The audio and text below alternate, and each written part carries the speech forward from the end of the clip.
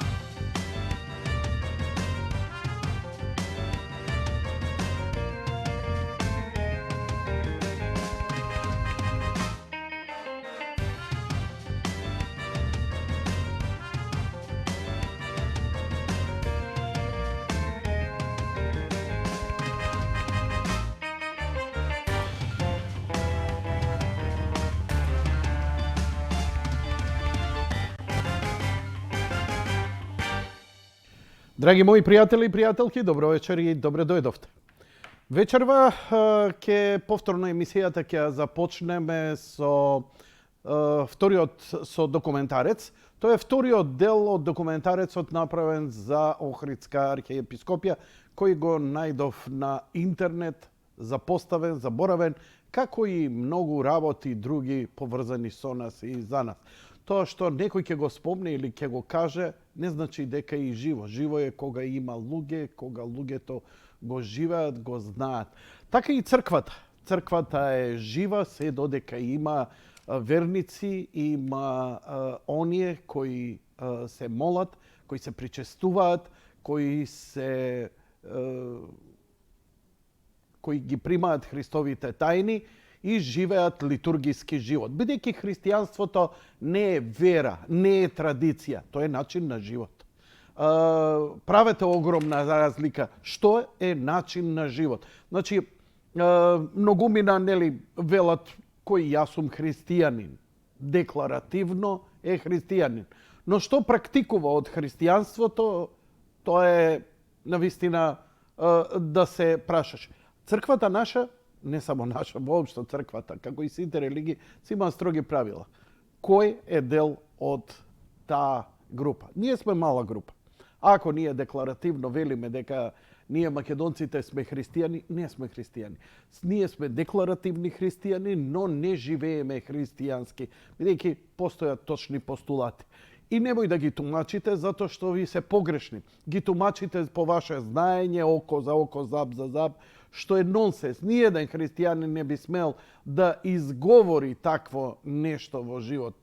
Или некои извадени цитати од Библијата врз кои ја темели целата морал и етика, што е надвор од умот. Но имаме сите права да се почувствуваме горди, да се почувствуваме возвишени и да се почувствуваме дека не сме заборавени. Ако во овие пар децении на сите турбуленции ова вака финишира со нашата автокефалност сега и со томосот, има уште многу работа, но во секој случај, како никогаш досега, оној малце попросветлен, оној малце воведен, ќе ја видел Божијата интервенција во целава работа, која се сумира само со една работа – љубов. Братска љубов, христијанска љубов, љубов како што доликува. Овој документарец, снимен пред 10 години, е, ајде да речеме, на некој начин едно мало убаво подсетување, збогатување. Немаме време многу. Знам дека не читате, знам дека немате време. Сите сакате нешто кратко, но Охридската архиепископија има малце поголема и поширока историја. Не е лошо да го знаете тоа, затоа што кога ќе се соочите со нашите храмови, кога ќе отидете во Свети Наум или кога ќе отидете во Свети Климентовата црква, малку поинаку ќе ги гледате работите ако малку повеќе знаете, дури и да не сте верник. Чисто од еден историски аспект. Антиката е исто така доста привлечна, гледам ида таму, Александар го бараат и тоа е во право, бидејќи Александриската доктрина е најчистата европска идеја што можела да постои. Светска идеја за како една цивилизација треба да расте. Христијанството е уште пошироко од тоа. За жал, некаде се изгубивме по патот, но сето тоа е, драги мои, очекувано. Одиме со вториот дел од серијалот Охридска архиепископија, документарец посветен токму на неа.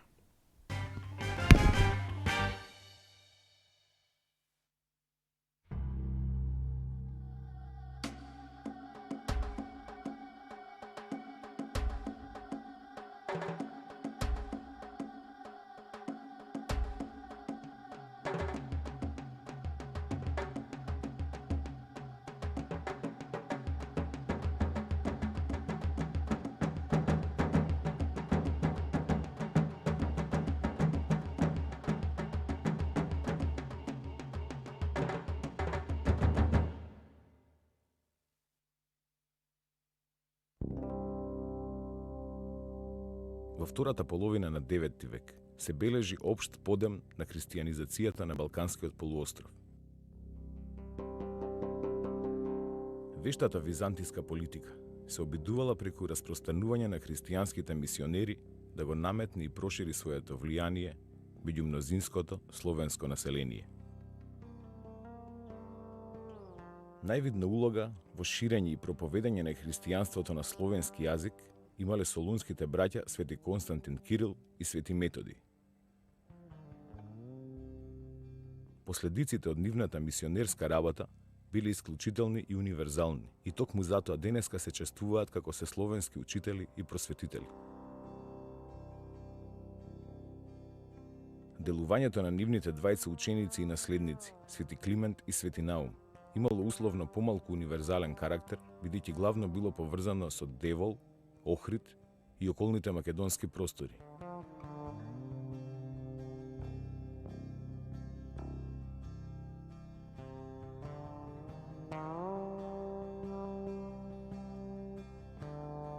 Нивниот ангажман ќе биде проникнат со мислата за продлабочување на христијанизацијата, за создавање на институции, црковна хиерархија и соодветни кадри за словенската богослужба.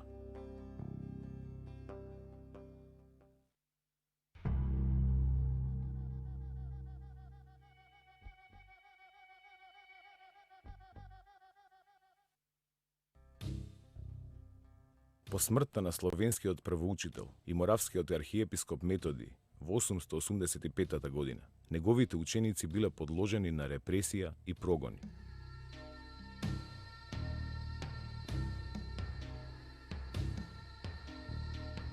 Во редот на најблиските и најподготвените Методиеви ученици, веднаш по гораст се издвојувал Климент. Тој ги повел со себе двајцата Методиеви ученици, негови соученици, Наум и Ангеларий, и по напорно патување преку Белград дошле ке бугарскиот цар Борис во Плиска. Биле примени од Борис со голема почит и благонаклоност.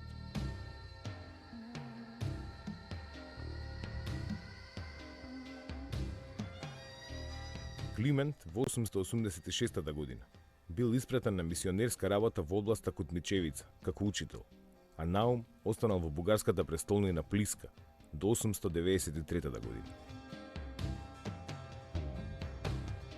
Во врска со значењето и територијалниот опфат на поимот Кутмичевица, постои мислење дека Охрид и околината влегувале во споменатата област, односно комитат, кој ги опфаќал просторите на западна и југозападна Македонија и делови од Албанија, па се до Јадранскиот брег, со центар во градот Девол.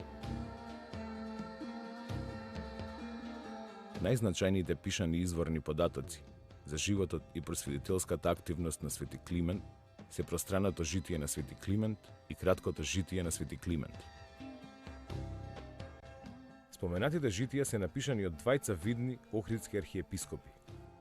Првото од Теофилакт кон крајот на 11 и почетокот на 12 век, а второто од Димитрий Хоматијан во првата половина на 13 век.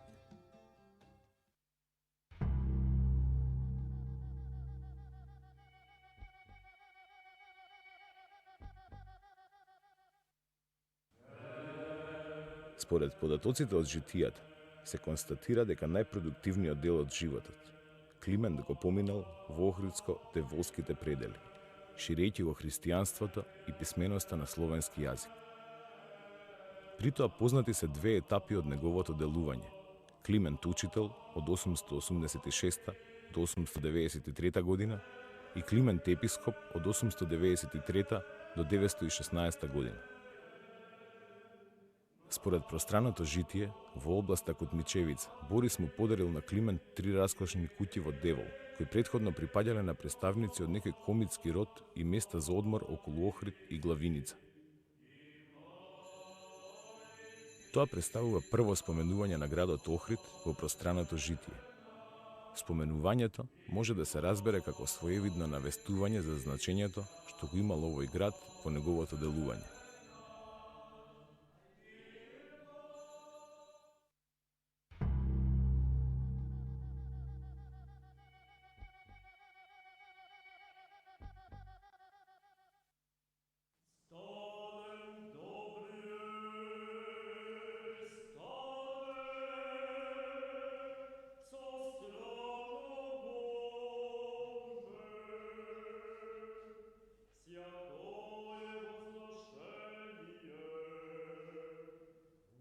Климент по доаѓањето во Кутмичевица, изградбата и обновата на сакрални објекти ја сметал за една од најприоритетните активности. Климент сметал дека нивната убавина игра голема улога во придобивањето и привлекувањето на луѓето да го прифатат христијанството.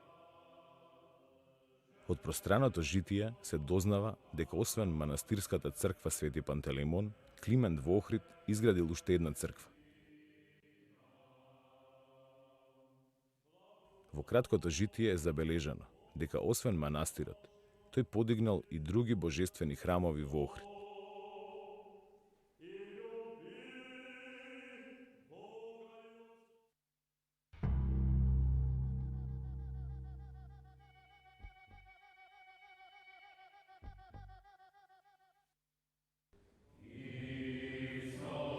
Подигнувањето на манастирската црква Свети Пантелеймон веројатно се случило уште во текот на првите 2-3 години од неговото пристигнување во Охрид и во областа Кутмичевица.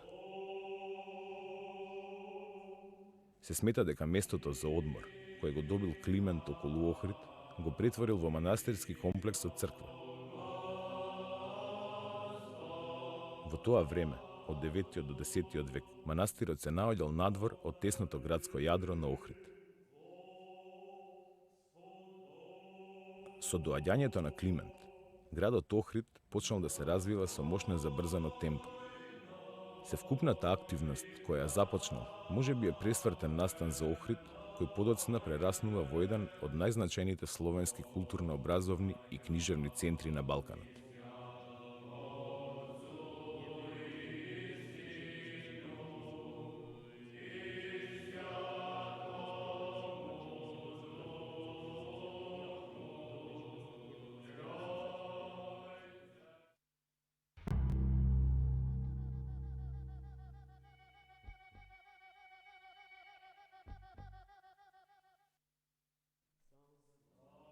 Пишаните податоци од пространото житие и присутните народни верувања дека на Плаошник, Имарет, се наоѓала Климентовата црква, го поттикнале археологот Димче Коцо на тој простор да ја бара споменатата сакрална градба.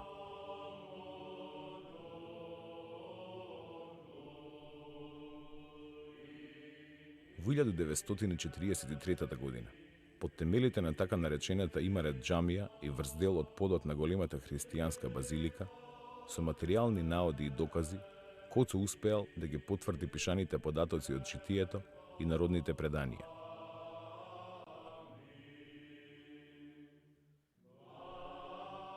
Во врска со првобитната црковна градба, утврдено е дека Климент всушност темелно обновил некоја постара запуштена и полуразурната црква која имала форма на триконкос, тролист.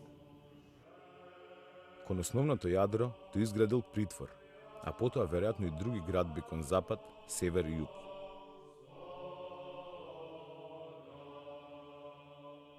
Особено бил значаен доградениот дел кон запад, кој имал крстообразна форма и се потпирал на 4 столбови. Така стариот триконхос добил литургиска функција на олтар.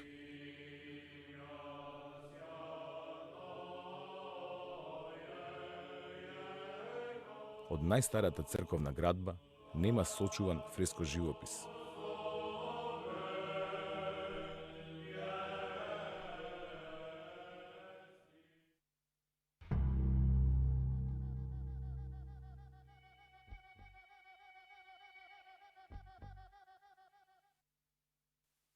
Слава Тебе показавшему на свет. Слава вишни Бог. За природата и содржината на активноста на Климент во Кутмичевица постојат неколку директни известувања во двете Климентови житија.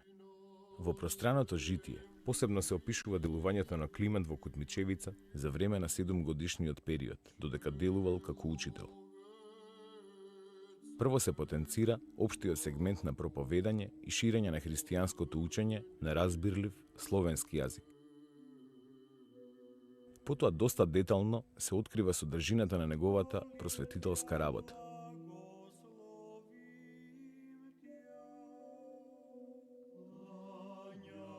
Така се дознава дека тој се занимавал со описменување на неговите ученици на тој начин што додека на едната група им ги покажувал формите на буквите, на другата им го објаснувал значењето на напишаното, препорачувајќи им да вежбаат не само преку ден, туку и навечер. Во продолжение се открива дека доколку не ги описменувал децата, тогаш или се оддавал на молитва, или се занимавал со читање или пишување книги.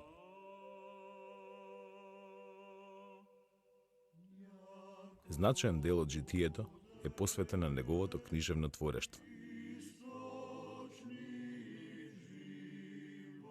Поради тешкотиите со кои се соочувале словенските свештеници и неговите ученици при користењето на грчките книги за богослужба, Климент се зафатил со интензивна преведувачка и творечка дејност, од што произлегле голем број слова, химни, псалми, песни и други дела со религиозна содржина.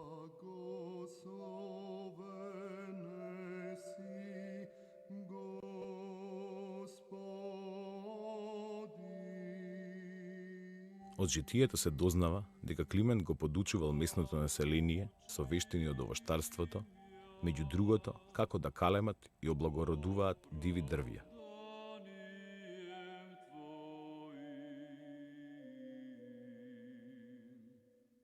Се споменува и дека како учител Климент поставувал четци, подјакони, дјакони и свештеници. На тој начин бил создаван црковен кадар кој требало да продолжи и унапреди Климентовата благородна дејност.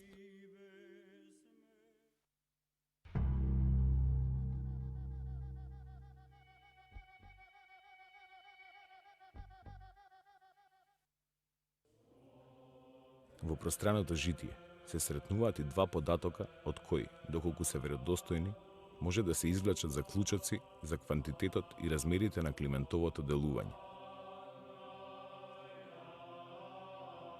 Во првиот податок се истакнува дека во секоја енорија, односно област, имал избрани ученици меѓу другите и тие не биле малку, бидејќи нивниот број достигнувал до 3500. Вториот податок, кој не е поврзан со првиот, гласи дека во секоја енорија Климент се служел со по 300 ученици, без нивните помошници. Овие бројки без сомнение се однесуваат само на понапредните и подобри ученици, кој Климент ги подготвувал за црковно-учителска работа. Во еден дел од пространото житие се открива дека при својата просветителска работа Климент ги обиколувал сите области чии центри биле градовите Девол, Охрид и Главиница. Во споредба со другите места и области во Кутмичевица, градот Охрид најчесто се споменува во двете житија. Самото тоа е несомнен показател дека градот имал големо значење во бугарската држава. Поради тоа, со право се смета дека Климент најдолго и најчесто престојувал во Охрид.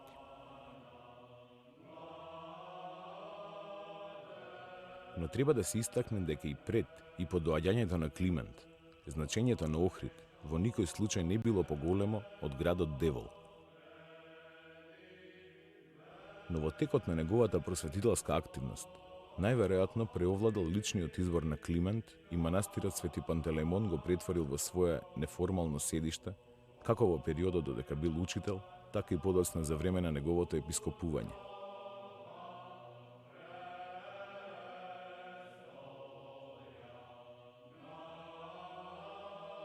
За тоа сведочи и Хоматијан во краткото житие.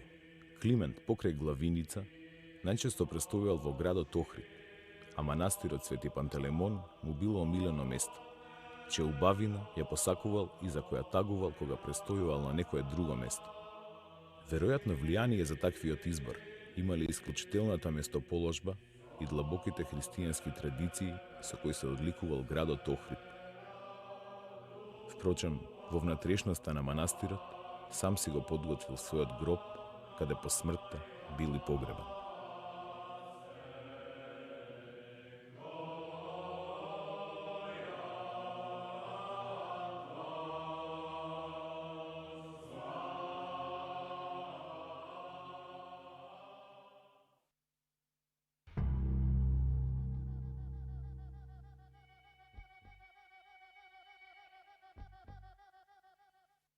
Новиот бугарски владетел Симеон, кој што владеел од 893 до 927 година, истата година кога дошол на власт го назначил Климент за епископ на Драговитија Дребница Дрембица или Велика Велица.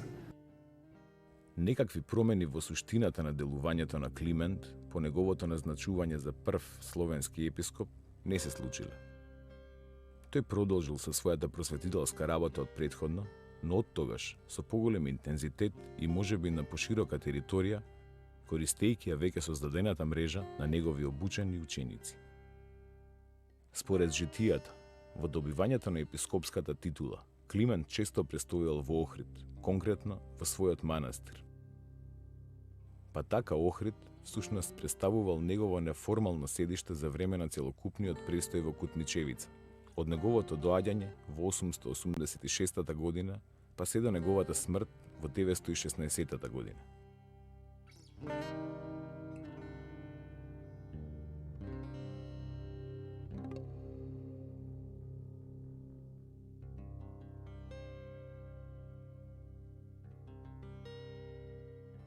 Пред својата смрт, Климент одлучил половина од книгите што ги напишал и останатиот имот со кој располагал да го остави на манастирот во Охрид.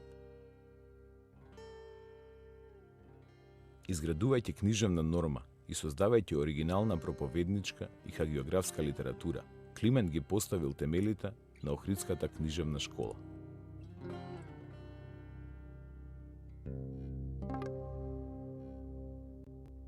Охрид бил центарот, од каде што се ширело големото словенско црковно просветно дело.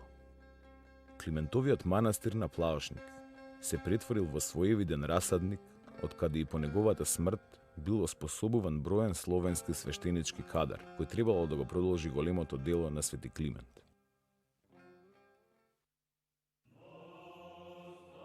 Во временското значење на неговото дело најдобро се рефлектира низ повеќе сегменти од уметноста и културата кои се чувствуваат до денес. За тоа сведочат неговото рано канонизирање за светец уште во текот на 10 век, раната и честа појава на неговото представување во фреско живописот и иконописот во средновековните цркви во Охрид и пошироко.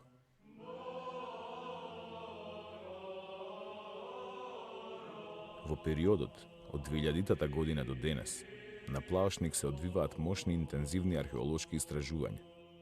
Примарната цел на првите истражувања беше потполно разоткривање и истражување на остатоците од првобитната Климентова црква Свети Пантелеймон, како и оние на подоснежните доградби и проширувања.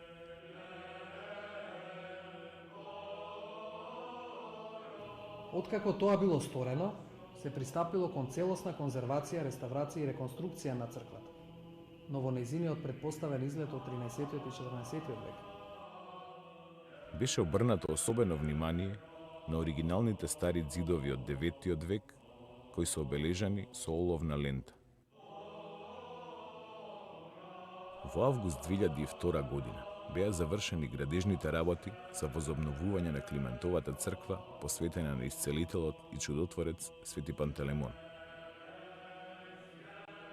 Тогаш се случи осветувањето на прекрасниот нов објект. Црквата блесна со целиот нејзин сјај.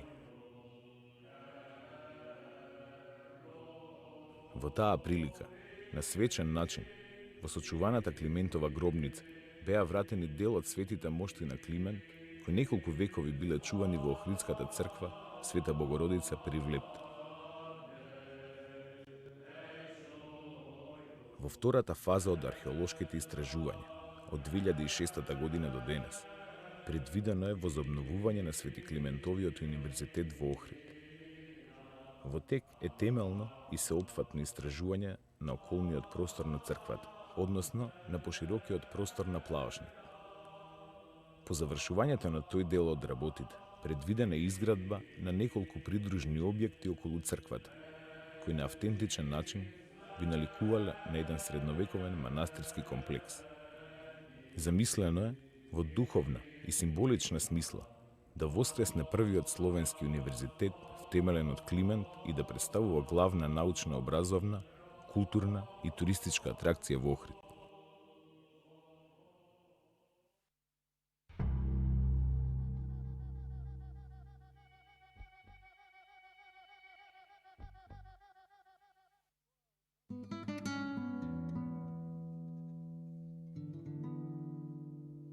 За разлика од Климентовиот живот и делување, кој може да се реконструира од неколку подоцнежни изворни житија, за животот и делувањето на неговиот духовен брат Наум постои едно кусо, но доста веродостојно житие.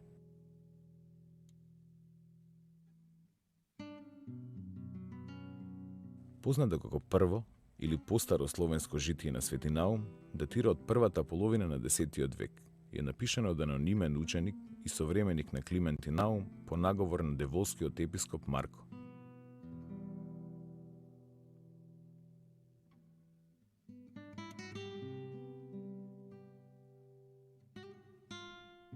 Според кусите и воопштени податоци од првото словенско житие, се дознава дека, кога го поставија Климента за епископ, истиот благоверен цар Симеон го испрати Наум, неговиот другар, на негово место за учител. И тој беше таму, чинејќи богоугодни подвизи. Беше девствен од детинство до смрт и се изгради манастир на излезот од Белото езеро, црква на светите архангели. И откако помине во учителствување 7 години, се прости од учителството, па отиде в манастир и поживеа 10 години. И пред својот крај прими калуѓерски чин и така почина во Господа, со мир, во месец декември на 23-тиот ден. И тоа да се знае, дека Наум презвитер почина 6 години пред епископот Климента. Во првото словенско житие отсуствуваат години, но тие може да се предпостават, бидејќи постојат хронолошки показатели, кои е неопходно да се искомбинираат со податоци од други житија. Од пространото Климентово житие е познато дека Климент бил поставен за прв словенски епископ по 7-годишна учителска работа, односно во 893 година. Од овој податок посредно произлегува дека праќањето на Наум за учител на местото на Климент треба да се датира во истата 893 година. Иако во првото словенско житие не се посочува просторот на кој делувал Наум како учител и презвитер, најверојатно просторот останал непроменет од оној на кој делувал неговиот претходник Климент. Значи се работи за областа Кутмичевица. Во подоцнежните житија, во повеќе наврати се споменува градот Девол во врска со неговото делување.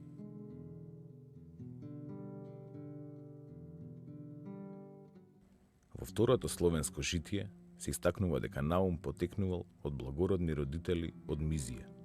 По терминот Мизи, во византискиот период, покрај друго балканско население се идентификували македонските словени.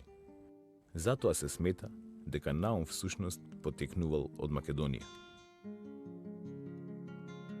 Во првото словенско житие, сосема кусо се истакнува дека Наум изградил манастир на излезот од Белото езеро, односно црква посветена на светите архангели. Во второто словенско житие се даваат дополнителни податоци. Местото каде бил подигнат манастирот е наречен Меѓуречие и влегувал во Деволскиот ливан, односно љубаништо Деволско. Преовладува мислењето дека манастирот Свети Наум, јужното и дел од источното крајбрежје на Охридското езеро биле дел од Деволската, а не од Охридската област, и тоа не само во текот на 9 и 10 век, но и во следните векови.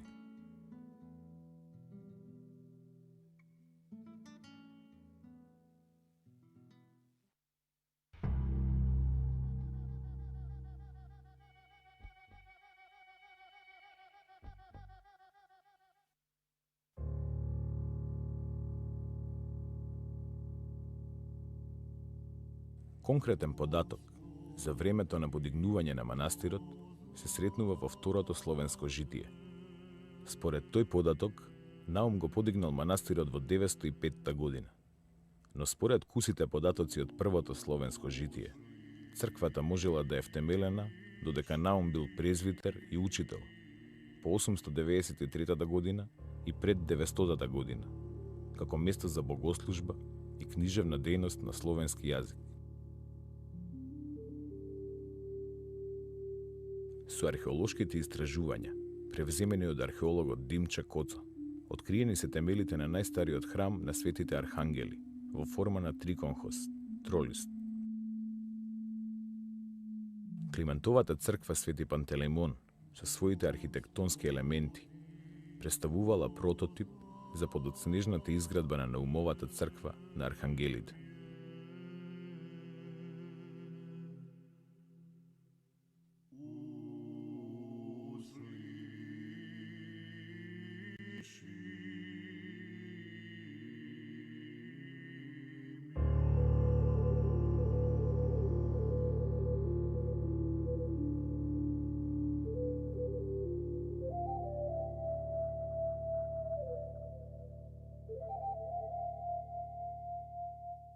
Од спомениците на најстарата уметност кај јужните Словени, само во манастирот Свети Наум е одржан духовниот живот од неговата изградба пред повеќе од 1100 години до денес.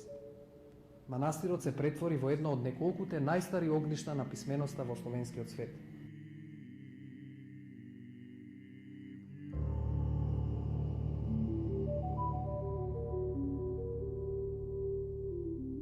Од своето формирање наваму, Наумовиот манастир ги сочува словенската писменост и богослужба на јазикот на македонските Словени, во времето кога од архиепископскиот врв во Охрид е спроведувана високата политика од Византија.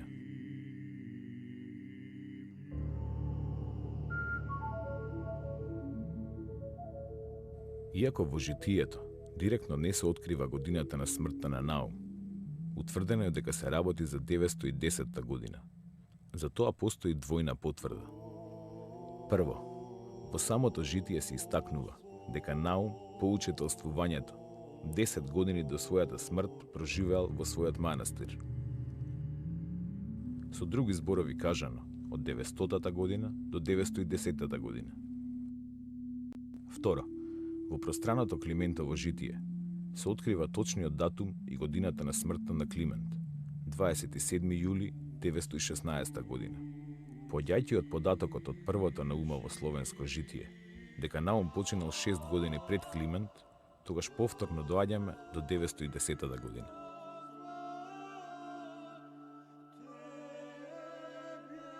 Додека Климент, со неговиот огромен придонес за развој на градот Охрид, сосема оправдано го носи епитетот Охридски, за Наум не постојат толку силни историски аргументи.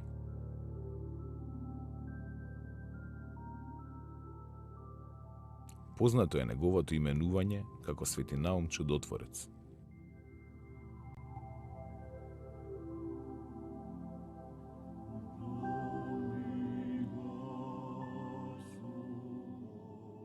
Постојат одредени специфики во појавата и развојот на култот за Свети Наум. За разлика од Климент, тој бил подоцна канонизиран за светител.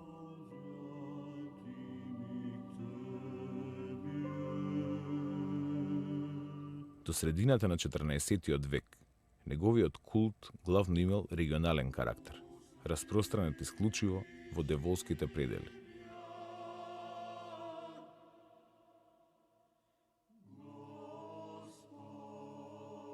Дури потоа, неговиот култ бил прифатен од населението на Охрид и од институциите на Охридската архиепископија.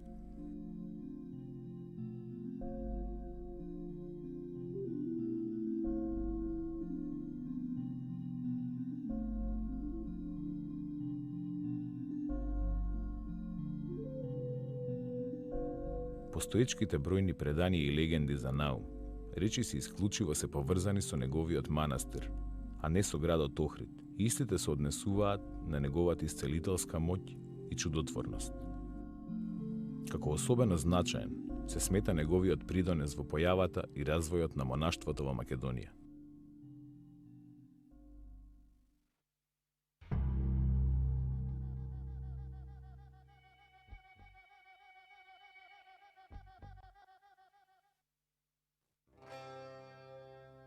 Во периодот од 17-тиот век до средината на 19-тиот век, со обновување на манастирскиот комплекс се интензивира и територијално се проширува светителскиот култ на Наум.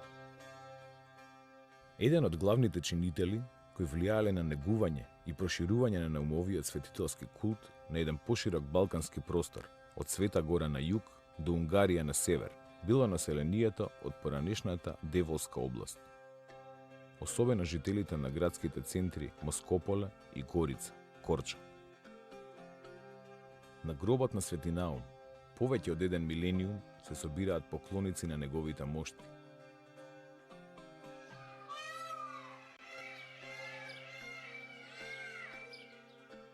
Неговата црква доживувала разурнување, но крај моштите на Свети Наум постојано се одржувало основното јадро на овој храм.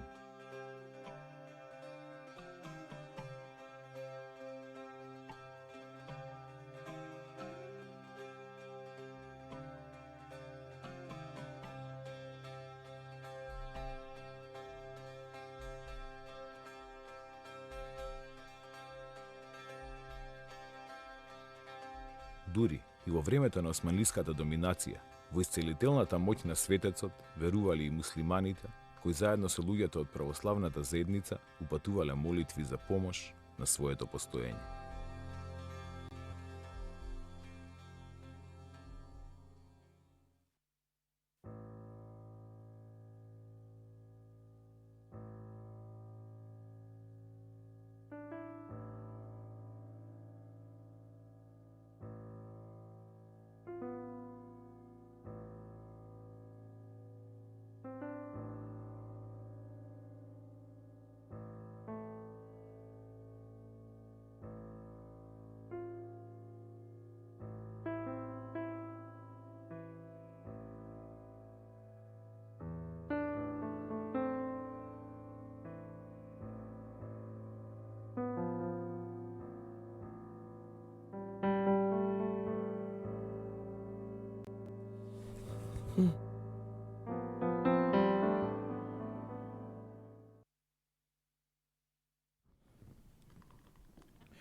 Ете, драги мои, тоа беше вториот дел од серијалот, документарец од Охридска архиепископија. Она што е интересно, веќе имав и една реакција која проследи додека иде и стримингот, бидејќи покрај тоа што емитуваме на неколку нивоа, нели, како национална телевизија ТВ Сонце, преку кабелските оператори, имаме свој стрим кој можете да го видите и да го најдете на страницата на ТВ Сонце. А јас дополнително својата емисија ја стримувам на мојот Facebook профил. И интересно што имав едно вакво пишување. Никого не критикувам, напротив, само сакам да укажам. Напиша еден човек дека прво еден напиша Перо Стојановски вика сите знаеме за ова. Многу ми е драго ако сте писмени и го знаете ова, така што не е проблем да го повтори некој друг. Се извинувам што вашето знаење го преоптеретувам со старо нови податоци, но како велат Repetitio est mater studiorum. Драги Трајко вели, ова е стар запис и не лаже суши од лажење. Таму во Константинопол е владеела македонска династија и македонски цареви се до 13 век, додека не дошле крстоносците. Па му реков на господинот Трајков дека е добре дојден во емисија овде, да го образложи или да направи документарец, едно како му е помило. Ако направи документарец, јас ќе го пуштам во емисија. Ако сака да дојде во емисија со документи и да го образложи сето тоа, исто така добре дојде. Ако неќе да дојде, може по Skype или по Viber. А сега малку некои убави работи. Имено во Охрид пред некој ден се одржа некаква манифестација на оркестри. Тоа се оние градски оркестри, како воени оркестри, униформирани и свиреа, настапува. Не дојдов до точни податоци, но видов дека се од Полска. Малку беше далеку, бев седнат на кафе во Куба Либре со госпожата и слушам музикава. Како слушам стануење, штикла, викам, дојде шефот, дојде директорот. Пушти. Дојде шефот, дојде директорот.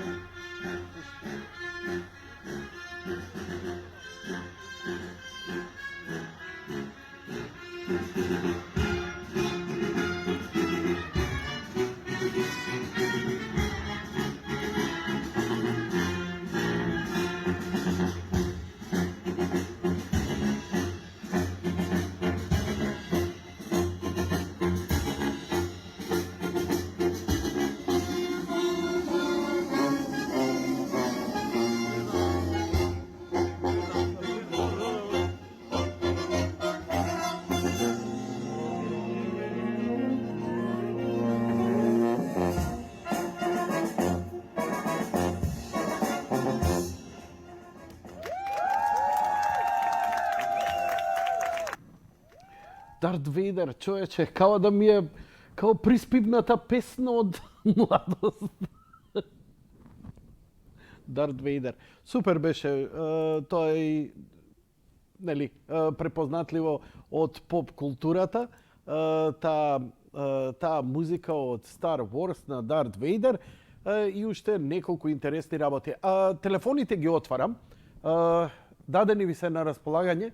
Ја не знам дали има простори да се напише темата. Темата ми е, појма немам што беше темата. Дали ќе не биде? Бидејќи имам уште пар работи да ви кажам. Прво, добиваме нова амбасадорка. Имаме на Соединетите Американски држави. Мадам Кейт Бернс иде Auf Wiedersehen. Dankeschön, bitteschön, Auf Wiedersehen, thank you and goodbye.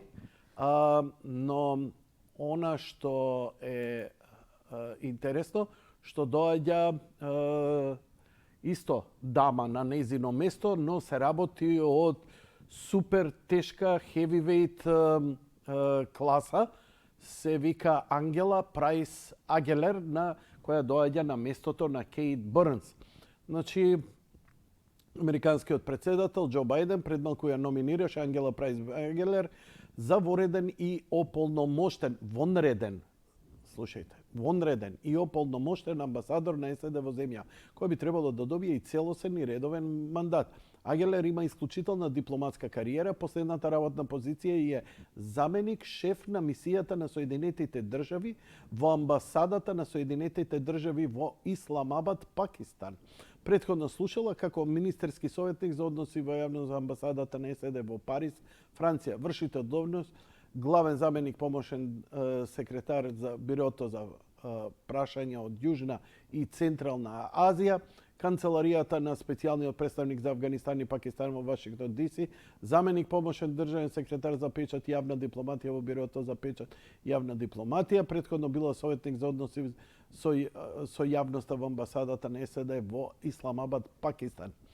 Претходните задачи вклучуваат службеник за односи со јавност во Американската амбасада во Скопје, Македонија, аташе за култура, печат за амбасада на САД во Ханој, Виетнам, портпарол на Бирото за конзуларни прашања при Стейт Департментот и задачи во амбасадата на САД во Париз, Франција, амбасадата на САД во Нью Делхи, Индија.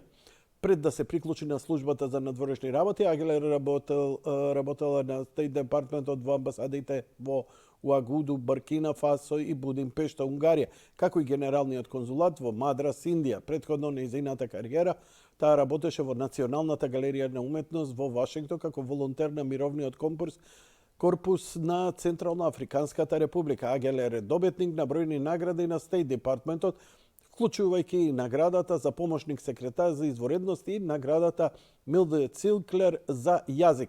Дипломирана на Универзитетот во Јута, зборува француски, македонски и малку хинди.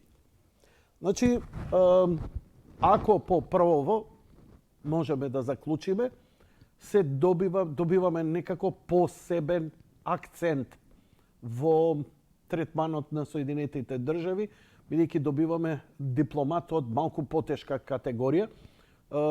Кейт Бърнс беше шармантна дама, но беше прилично, како да кажам, не би рекол резервирана, туку ноншалант, аншанте.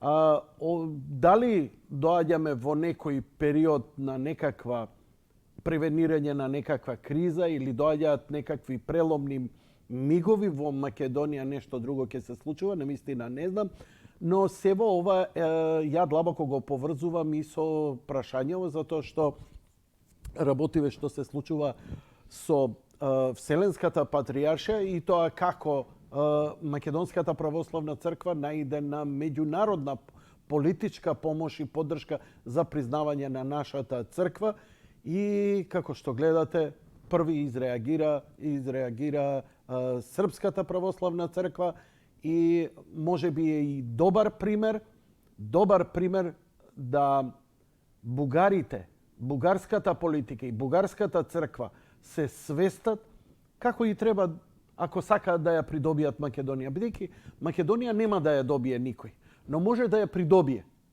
Како ги придобиваме ние симпатиите? Па со малку, многу малку. Ви ги почитуваме вашите светители, ви ја почитуваме културата, ви го почитуваме јазикот и ние толку едва и чекаме некој малце да покаже разбирање и љубов и ние сме отворени спрема него. Така што она што на Србија се обидувала со векови, со неоколониализам, Вардарска бановина и така натаму не им успеа, им успеа со, братство, единство, дај да не се закачаме, дај да видиме што сакате вие, што сакаме ние, ќе играме фудбал ваму и таму. Јасно дека било нефер и дека секогаш сме го кркал, но во сума сумаром малку разбирање и работите идат на подобро. Малку разбирање.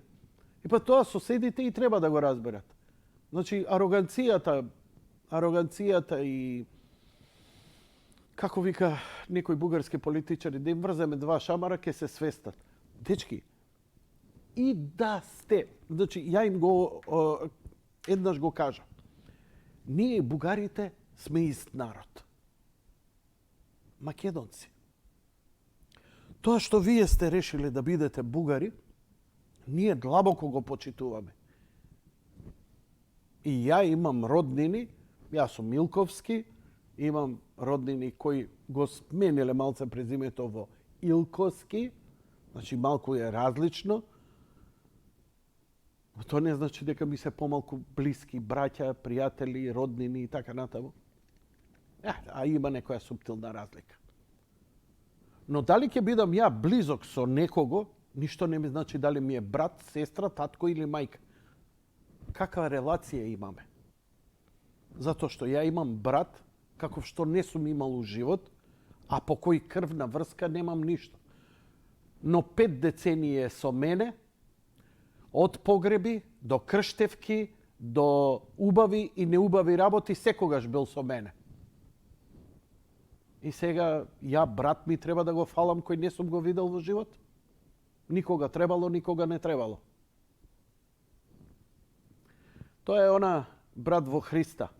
По делата ќе се познаеме. Така што мислам дека нема да им текне уште долго на бугарите дека ако сакаш некакво влијание, они мислат дека можат да не натераат ние да промениме идентитет. Луѓе, македонецот попрво ќе го изгуби севкупниот идентитет. Ќе се претопи, ќе стане германец, американец, ќе си замине од овде, ќе се откаже, југословен, ово, она. Нема да стане бугарин. Поготово не на сила. Не на сила. Нема ни грк да стане, ни србин. Ете, ќе исчезнеме. Ама попрво ќе исчезнеме одошто на сила да бидеме било што. Не прифаќа. Како да ти кажам, органско е. Не е интелектуално, не е духовно, не е омраза. Органско е. И се, почитувај ми го тоа. Тоа е исто како да ми викаш, слушај, ти треба да бидеш женско, машко сум. Треба да бидеш женско, машко сум. У ДНК ми. Не можам. Не можам, пријателе. Не можам да бидам друго од она што сум. Океј. Не ме признава, избриши ме. Но ако ти е стало да имаш влијание, бидејќи на сите им е битно некакво влијание на оваа територија, не можете да ја преземете. Има две балкански војни, има светска војна прва. Се покажа дека не можете да имате оваа територија без македонци. Затоа што ќе се изедете меѓу себе. Дали сваќате дека факторот за мир сме ви овде, иако викате дека војните се заради ова. Војните се заради вас. Факторот на мир е ова. Бидејќи ние да се тргнеме, да рече Елон Маск, деца, не можам да ве гледам како се мачете. Ело, од Тексас ќе ви дам 200 на 200 километри, планинчиња, езерчиња, ово, она, ваму и таму, нафта, соларна енергија, гага, живејте овдека. Атомска војна имаш. Ке си изедат, ке си изглодат. И затоа е подобро да сме ние тука и да сме рад и да ни се додворувате, а ние да имаме оно што викаше Киро Глигоров, еквидистанција. Значи, тој концепт на Киро Глигоров беше по мене многу добар. Ово е многу добар со него, да, ќе бидам и ја многу добар. Ово е лошо, ја ќе бидам резервиран. Сакаш да биде добар? Еве, ќе бидеме добри, ајде биди и ти добар. Не. Чекај бе, пријателе. Не авионски линии, не филозофии, не историски групи. Направи го автопатот.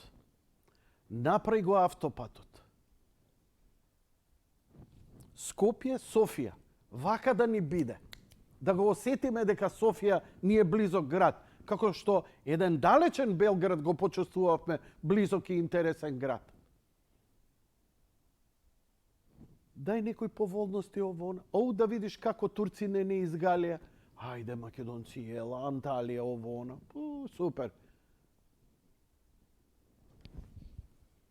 А тек како гркот може да не купи со сегаќе.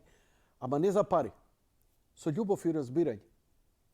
Ама пустата суета, која не е само човечка, туку е и институционална и политичка, не ти дава да мрднеш. Но, мислам дека потегот, бидејќи што и да зборат. Верувајте, сега, после овие работи, сега искачаат повторно. Пазете, има луѓе кои 20 години прават кариера да ви кажуваат дека не чинат ВМРО, не чинат СДСМ, не чини црквата.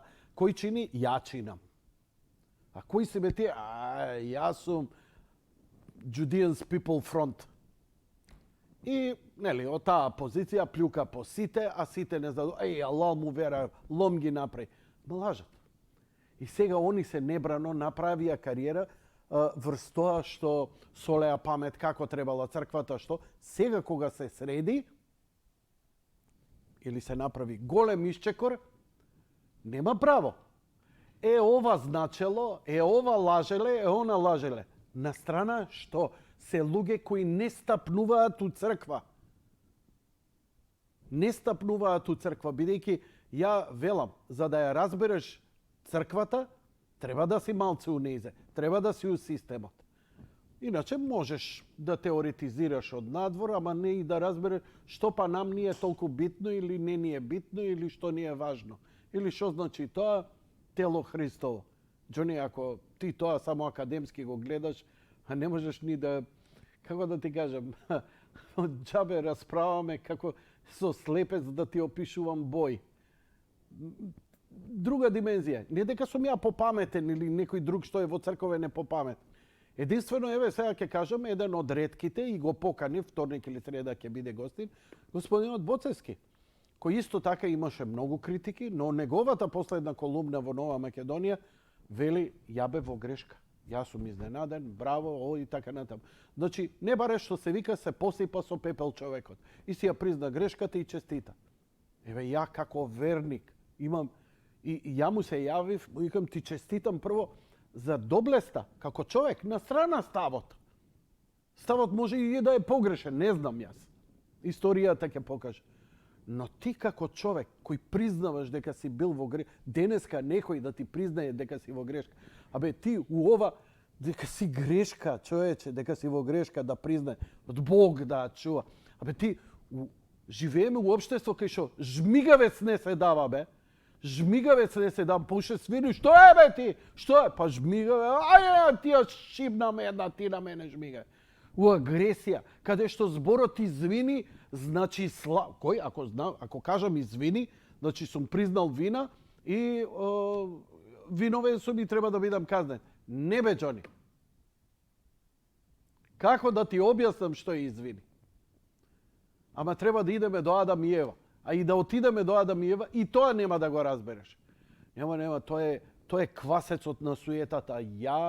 Тоа се тие луѓе кои се воспитани од онаа генерација. Врати му. Ако ти ја учил, врати му ја. Врати му ја. Тоа се тие оние родители што ида, што си му стел ти кец на детето мое? Што овој го тепал, го удрил детето мое и така натаму?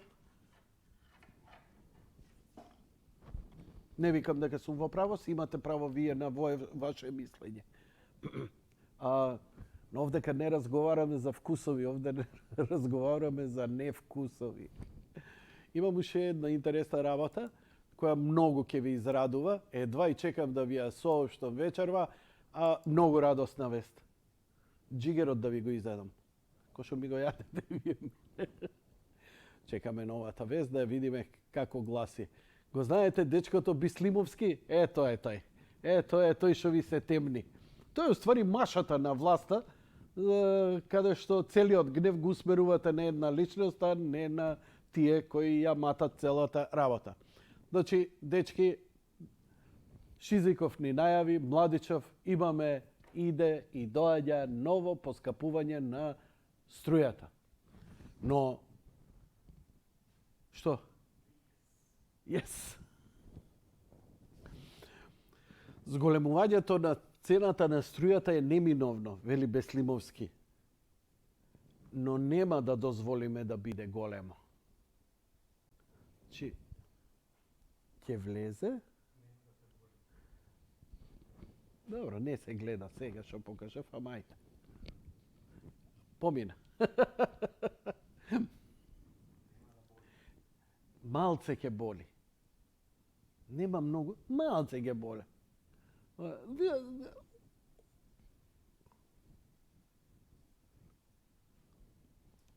Ќе има колко корени очи. Или уште подобро, што ќе има? Мјау! Ќе мјаукаме ко мачиња. И, драги мои, дали честитав на моите милановци титулата, што после толку време ја добивме? Милан. Милан денеска со олицетворение само преку еден човек. Златан Ибрахимовиќ. Човекот кој дојде и го препороди Милан, кој има 41 година и се уште игра и се надевам дека уште ќе игра, барем како икона. Еве го неговиот настап при доделувањето на титулата шампион на Италија, кој го чека стварно повеќе од деценија. Maldini ha vinto a Wembley il 22 maggio 2002, Paolo Maldini vince a Reggio, Zlatan Ibrahimovic, eravamo soli nel bosco Zlatan, eravamo soli nel bosco, non sapevamo nemmeno dove andare, non sapevamo da che parte girarsi, bagnali tutti Zlatan, non risparmiarne neanche uno, devi essere spietato, a lavarci tutti, yes Mister Ibra, yes, ha vinto lui, sta godendo lui, ci ha trascinati lui ci ha voluto. Не сакам ароганција. Ама овој човек, неговата ароганција е некој next level. Прво, не е базирана на злоба, туку е базирана на нешто друго. Не сум го анализирал нешто вака да срочам, но за таа ароганција он навистина стои. Затоа што неверојатно е упорен, работи, се труди и човек на 40 години да ти бидеш еден од најдобрите фудбалери, еден од најефективните фудбалери. Па мислам дека стварно човек треба да се замисли со кого ние тоа си имаме работа и каде е грешката, ние што ја правиме, што не капираме, што не разбираме. Не разбираме клучна работа, не разбираме дека едноставно староста и немоќта е во главата, нигде другде. Секако, упорноста во тренингот, упорноста во она што го правиш и може малце и генетика, појма неа. Но, сакам сега да ви кажам дека во Македонија се снима нова турска серија. Заборавив како се вика, Насолзен Балкан, го преведов и го заборавив. Но, сеедно, еве сцена од трейлерот за оваа серија. Инаку, ако ве интересира, се снима амбициозен проект наречен Бистра вода под режисерска палка на Јани Бојаджи. Тоа ќе биде интересна македонска продукција, македонска серија, модерна, современа, со мистични, љубовни елементи и мислам дека ќе биде една од поинтересните, можеби ако не и најдобрата работа што ќе се случи годинава во нашава продукција. Ете, така. Телефоните се отворени, но гледам нешто не сте расположени за јавување. Отворени се темите, можете, ја чисто онака спомнав за што би можело да се говори, но вие одлучете каде ќе одиме и што ќе правиме. Добро. Режија, ако имаме некого на линија, можеме да го вклучиме. Вчера имавме доста јавувања во врска со платите во образованието.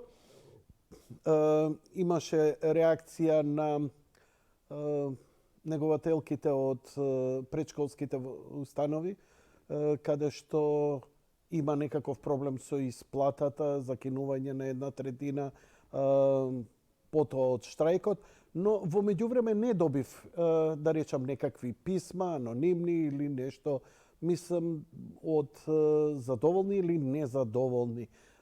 Не знам дали е можеби се во ред или можеби навистина едноставно поддршката до Сонке толку голема да им се верува и покрај сите овие критики кои ги имавме деноиве. Но тоа е се само дел од темите кои се случуваат. Инаку деновиве имавме поприлично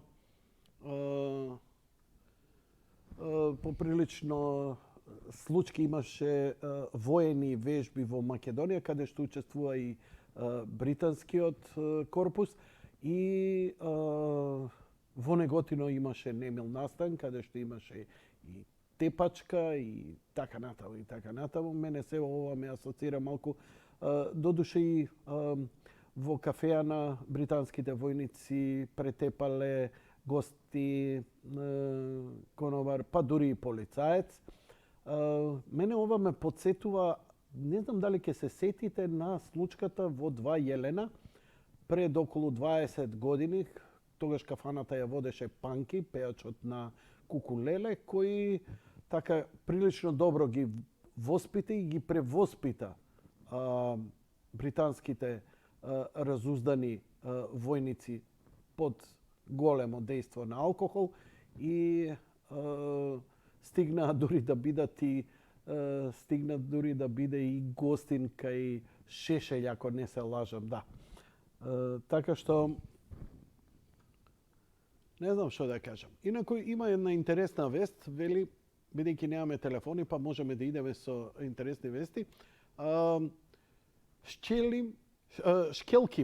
Шкелким Деволи со поранешниот председател Доналд Трамп разговараа за зголемување на економската соработка. Косовскиот бизнисмен Шкелким Деволи оствари средба со поранешниот председател на Соединетите држави Доналд Трамп во Флорида, каде што разговараа за зголемување на економската соработка меѓу двете држави Косово и Соединетите држави. Ова е на 26. мај 2022. Доналд Трамп не е председател и не знам во која функција, но I approve. Акционерот на Devoli Corporation, Devoli му се заблагодари на поранешниот американски председател за неговата посветеност кон Косово, изразувајќи длабока благодарност за историската поддршка на Соединетите американски држави кон албанското прашање воопшто. Деволи исто така му укажа на поранешниот шеф на Белата куќа за успешното патентирање на производите на корпорацијата Devoli Corporation на американскиот пазар, што пак придонесе за мултиплицирање на извозот од Косово во САД во последниве 2 години. Посебно внимание се посвети на производната палета комодита Home, што за председателот дури посака за себе душек со ознаката Made in Kosovo. За време на неговиот 3-неделен престој во САД, Шкелким Деволи се сретна и со неколку американски конгресмени и сенатори, деловни представници, институционални представници во Вашингтон и Њујорк со цел продлабочување на економската соработка меѓу Косово и Соединетите држави. Дечки, кога косовар се сретнува со неактуелен председател, значи работиве ќе се вртат, повторно изгледа Трамп ќе ни се враќа. Ако не дојде Елон Маск ја замати работава. Добро, паметно. Се надевам дека и македонски бизнисмени вака ќе ги видиме. До сега не сме ги виделе со некој вака висок американец, политичка, да речам, функција и обштествена. И би ме радувало многу. Океј, од останатите вести, имаме општи хаос во собранието, кои се случува деновиве. ВМРО ДПМН е под висок притисок затоа што го блокира собранието, како виз верса веднаш одговор, апсење на дело од обезбедувањето на Христијан Мицковски, покренување нови кривични постапки за, не знам, криминални парцели, лицето кое се спомнува, никогаш не било во работен однос на партијата, вели ВМРО ДПМН. Во случајот со Евана Електрани и нивните Делчевска се лица слушани од слобода. Што се однесува до меѓународната сцена, Путин ќе ја решил кризата со храна под еден услов. Сега, дали ќе ја реши на вистина или што, појма немам. Инаку Талат Џафери, што да ви кажам, си прави што сака, никој ништо не му може, никој не смее да му писне. А само да ви кажам дека најголемите апологети дека ние ќе влеземе во ЕУ, дека за нас само ЕУ, дека ништо не треба освен ЕУ, дека нашата цел е ЕУ, дека иднината на Македонија е во ЕУ, дека ние треба само да идеме во ЕУ и све што ќе правиме е заради ЕУ и се што сме направиле е заради ЕУ. Значи ЕУ, ЕУ, ЕУ, ЕУ, ЕУ. Сонот за ЕУ заврши, треба да почнеме да се трезниме. Дечки, кога ја ова го зборев, беше Јанко свиња дебела, затоа што сон за ЕУ никогаш и немало. Не само за нас, туку за ниедна земја. Се знаеше дека се ќе почне и ќе заврши само со Хрватска. Балкан не постои за Европска Унија и нема да влезе. Тоа е тоа, game over, оваа црна дупка, Србија, Косово, Македонија, Албанија, нема никогаш да влезе. Ова ќе биде полигон за изживување. Ова ќе биде Jurassic Park. Ние само ако сме паметни можевме да си ја прифатиме барем таа така наречена да бидеме дел од трговска унија, кога нашиот председател на државата joke of the century Пендаровски рече не прифаќаме половични решенија. Кратковидоста на нашите функционери да сватат дека Македонија нема никогаш да влезе. Украина ја газат, што се вика, руски тенкови и спаси би било да ја примат во Европска унија. Овие викаат 20 години ќе треба, најмалце 15 до 20 години Украина да влезе во Европската унија. Joke of the century. Но, зошто? Затоа што вакви типови си ја креира државата по нивни терк, а не по ЕУ терк. Ова се типови. Дали е тоа криминал, дали е корупција, дали е поставување на систем. Овие се гласоговорниците. Овие се јавните фелација на власта, која Македонија не ја спремаа за ЕУ, туку ја спремаа за себе, за собствено, па да ви кажам, Груевски сигурно не ја спремаше за Европската унија, но така неспремна беше повеќе и подобра за ЕУ, одо што сега со овие прогресивно граѓанство. Затоа што ова што го изнаправија за овие 5 години, оваа мизерија и оваа беда што ја спроведа.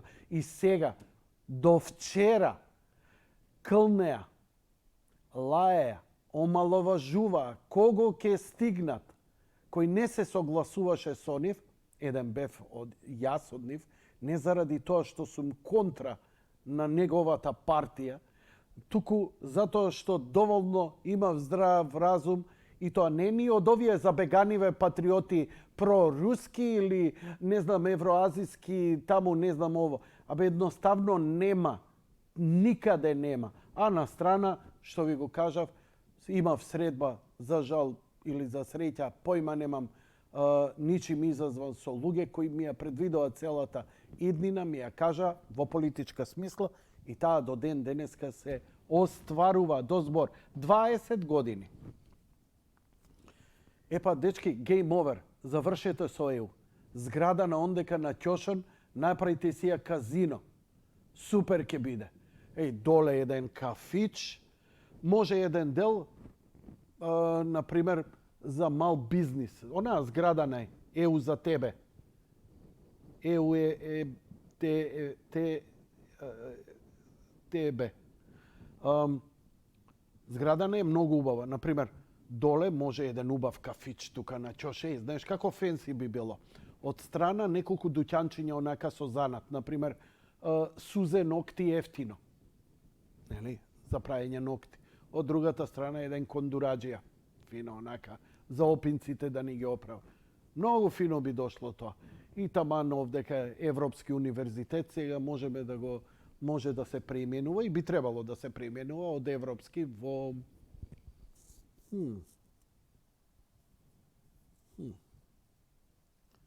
ма во било шо. Не се ни занемава. Нели? Сега фон му е боле. Фон. Што е фон? Пушти фон. Што е фон? Музиче што иде у позадина. Додека тераме муавет. Одлично. Пушти го фонот. Ова може да биде Бонбон универзитет. Бонбон универзитет. Супер. Може тука и продавница. Европа. Бонбончиња да се продаваат.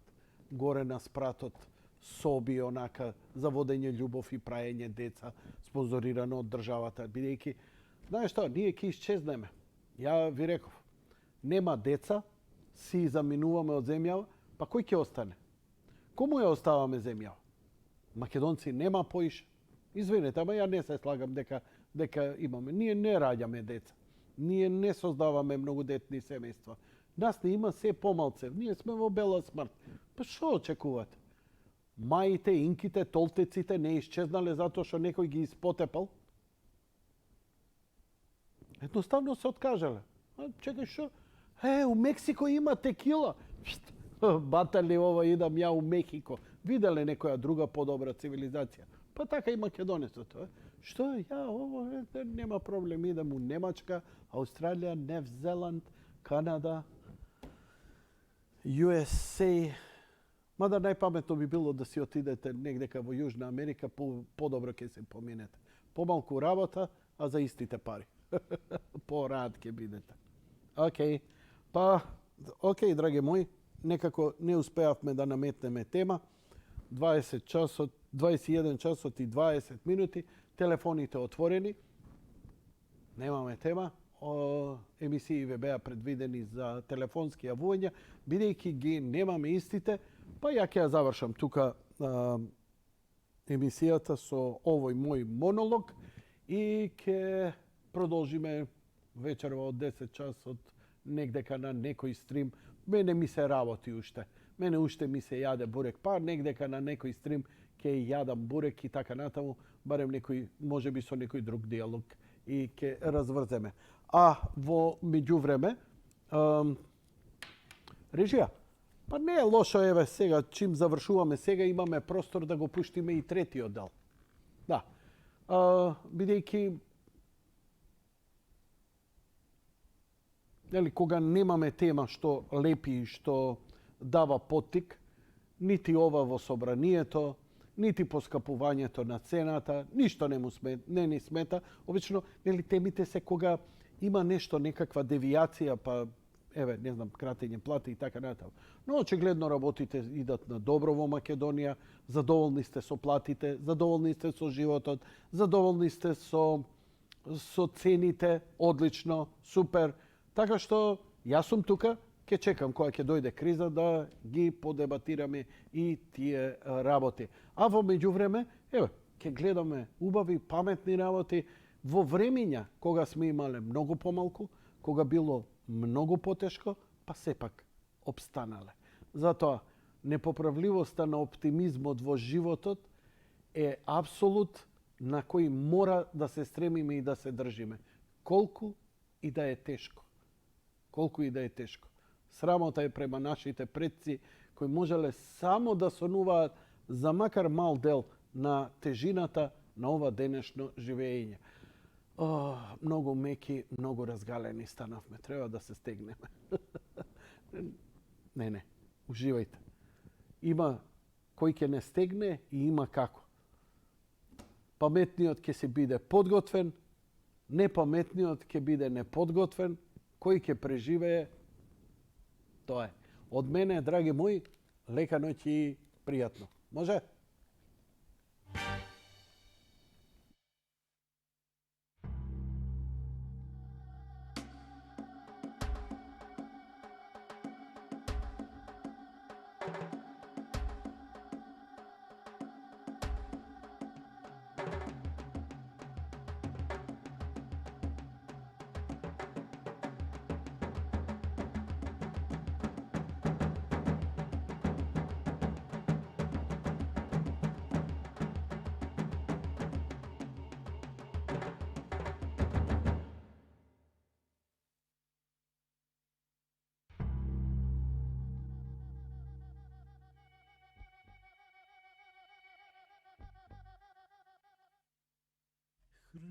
Христос тя мире показа.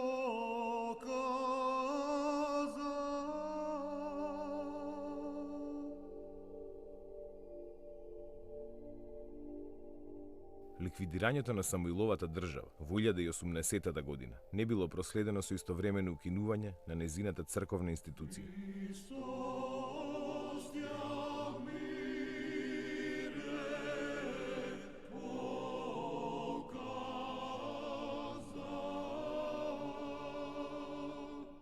Охридската патријаршија продолжила да функционира формално во понизок ранг, како автокефална архиепископија, неподчинета на ниту една патријаршија. Незините архиереи лично ги поставувал византискиот цар.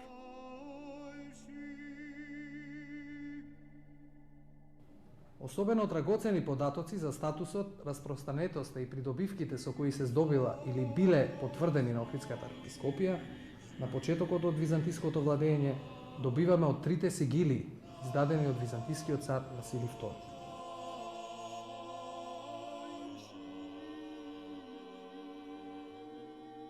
Според првата сигилија од 1019 година, во својата диецеза, Охридската архиепископија имала 17 епархии, кои биле дел од Охридската патријаршија во време на Самуиловата држава.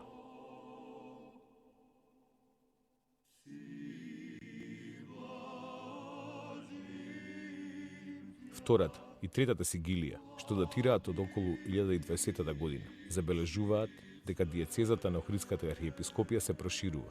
Бројот на епархиите, кои влегувале во состав на архиепископијата, достигнал вкупно 32.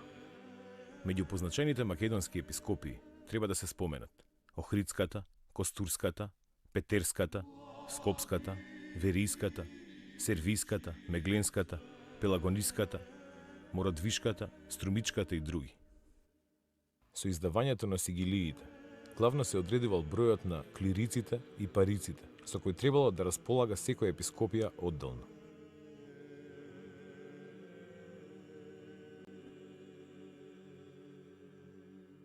Конкретно, Охридската епископија, која била раководена лично од архиепископот во Охрид, Преспа, Мокра и Кичево, располагала со 40 клирици и 30 парици.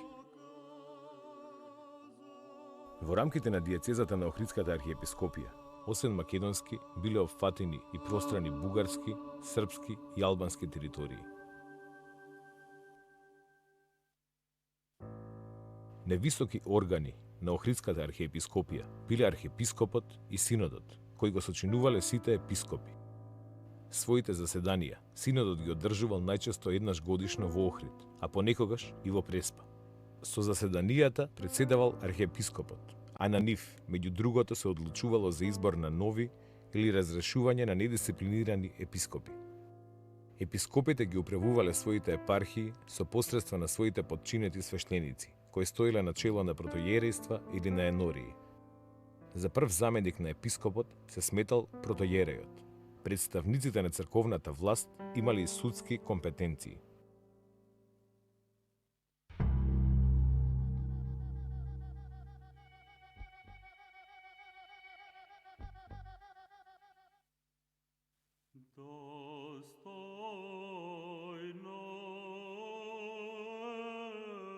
Првиот охридски архиепископ на почетокот од византиското владење, споменат во првата сигилија на царот Василий II, се викал Јован. Иако во сигилијата не се открива, треба да се претпостави дека се работи за истата личност која во изворите се јавува како последен архиереј од времето на Самуиловата држава.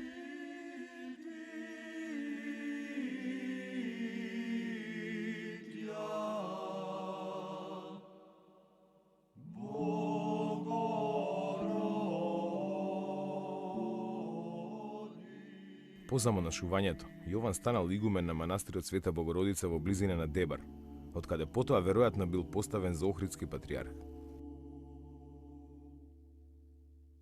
Како последен црковен поглавар од македонско-словенско потекло, роден е во село Агнодика, Дебарско, Јован останал долго на црковната поглаварска позиција.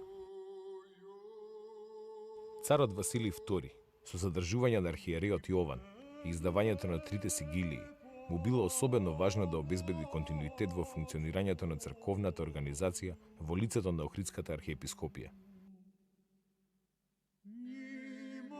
Неговата цел била јасна: побрзо и полесно интегрирање на поранешната територија од Самуиловото царство во рамките на проширената Византија.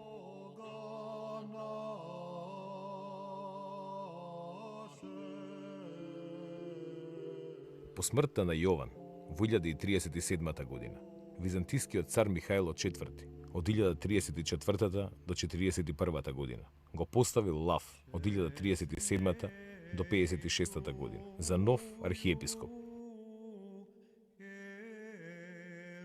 Тој потекнува од Пафлагонија, Мала Азија. Со својата активност се истакнал во Великата црква, Света Софија, Константинопол. Лав бил особено ангажиран околу разгорениот црковен судир меѓу Источната Вселенска патријаршија и Западната римокатоличка црква. Конфликтот кулминирал со конечен расцеп на христијанската црква во 1054 година. Ово истакна црковен поглавар, писател и полемичар. Во Охрид ја подигнал долната црква, посветена на пресветата Божја мудрост Света Софија, и станал ктитор на сликарската декорација во црквата.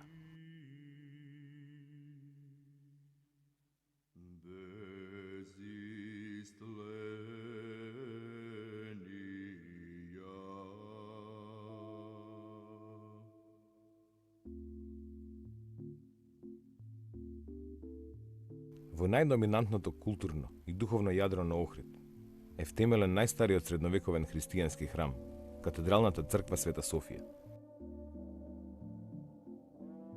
Не е случајно што оваа црква било избраното место за црковните народни собори. Првиот за возобновување на Охридската архиепископија во лицето на МПЦ, а подоцна и за прогласување на незината автокефалност.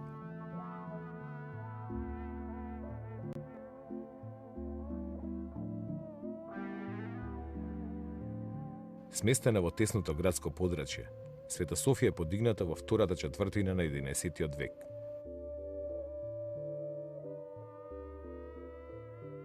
Незината изградба се поврзува уште и со владењето на цар Самуил и преселувањето на црковниот поглавар од Преспа во Охрид.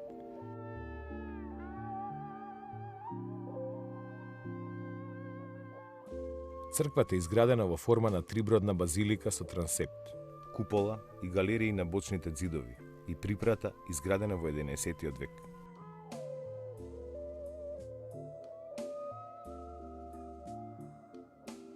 Црквата истовремено представува и ретка галерија на средновековното сликарство.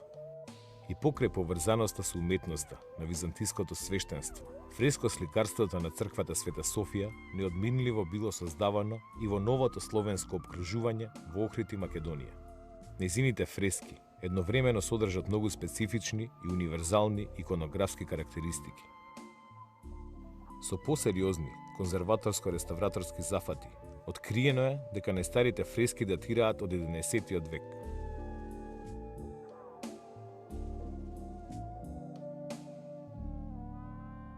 Меѓу ремек делата на византиската уметност се вбројуваат фреско представите на бројни византиски патриарси, архиепископи и епископи, како и оние на 6 римски папи.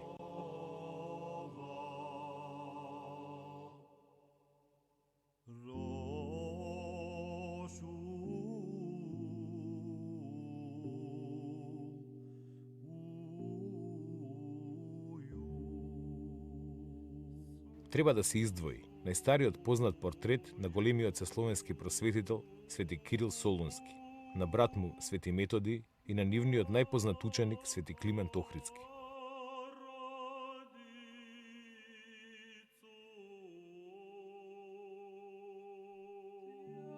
Во долните делови на олтарниот простор вкупно се распоредени околу 60 на насликани фигури на високи црковни великодостојници.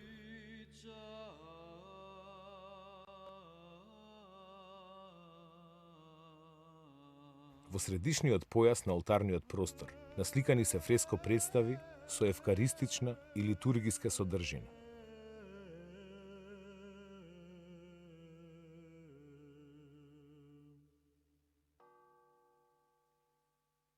На една од композициите на северниот зид од олтарниот простор представена е Света Софија, Божја премудрост.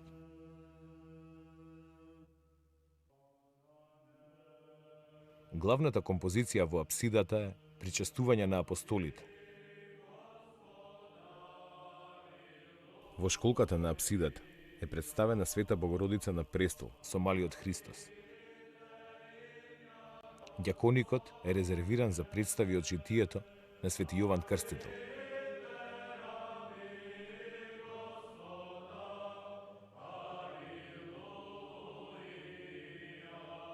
Во наосот, покрај оштетувањата се распознава успение на Пресвета Богородица, што е вброена меѓу најстарите такви представи во византиската уметност. Од 11 век потребно е да се спомене представата на Света Богородица со детето Христос.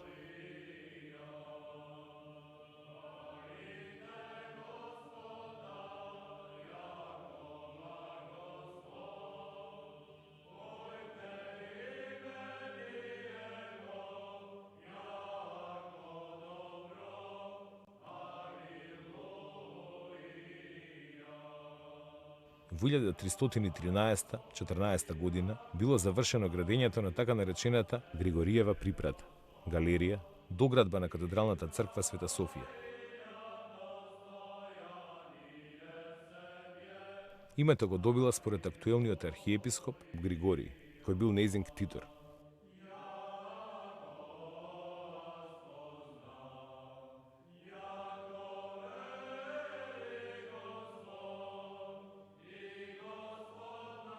Фасадата е декоративна и ритмичка, зидена од тули и дебели спојници од малпер.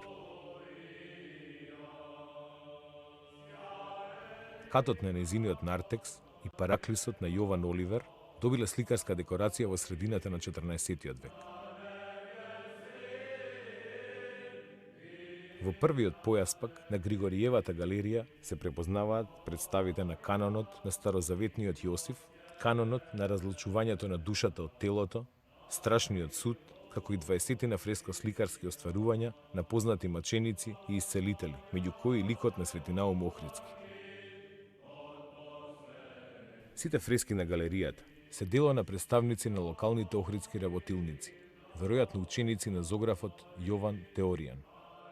Во втората половина на 14. век, во рамките на Григориевата галерија, функционирала двојазичната, грчко-словенската, скрипторија и канцеларија, користени од архиепископите и управителите на градот.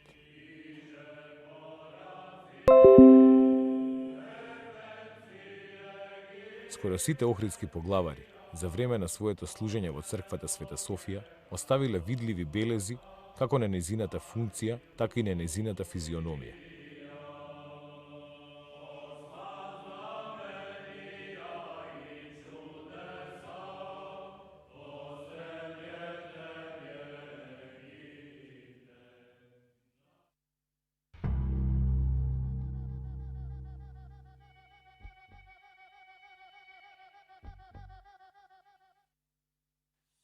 По смртта на Лав, веројатно во 1056-57 година, архиепископското место во Охрид го завземал Теодул.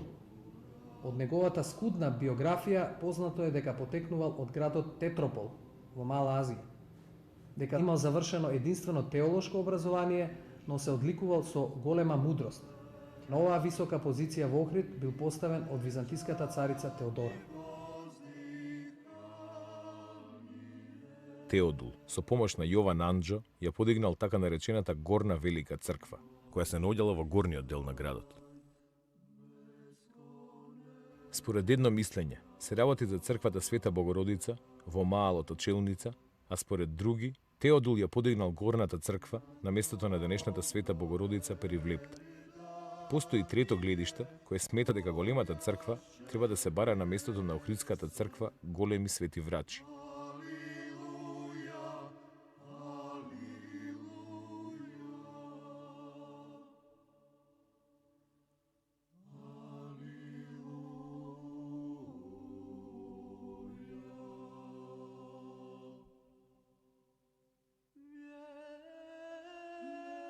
Јован Лампин, монах во еден од малоазиските манастири на планината Олимп, на архиепископската позиција бил поставен во 1064-65 година од византискиот цар Константин Дука.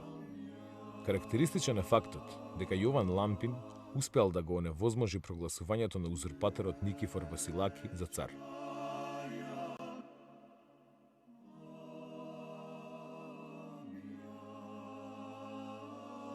Анонимниот продолжувач на византискиот хроничар Јован Скилица во своите хроники ја забележува промената на охридскиот архиепископ Јован Аин. Пред да дојде во Охрид, бил игумен на Арицискиот манастир, за кој што не постои можност да се лоцира. Се чини дека Јован Аин релативно кусо време се задржува на архиепископската позиција.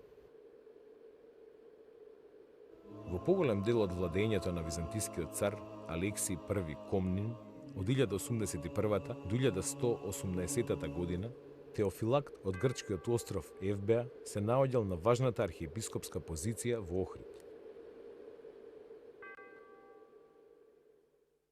Постојат различни предпоставки кои почетокот на неговото присуство во Охрид го сместуваат во 80-тите години до почетокот на 90-тите години на 11-тиот век. Без сомнение, Тој представува еден од најстакнатите византијски интелектуалци во тоа време. Како млад ѓакон во Света Софија во Константинопол бил назначен за мајстор на говорниците.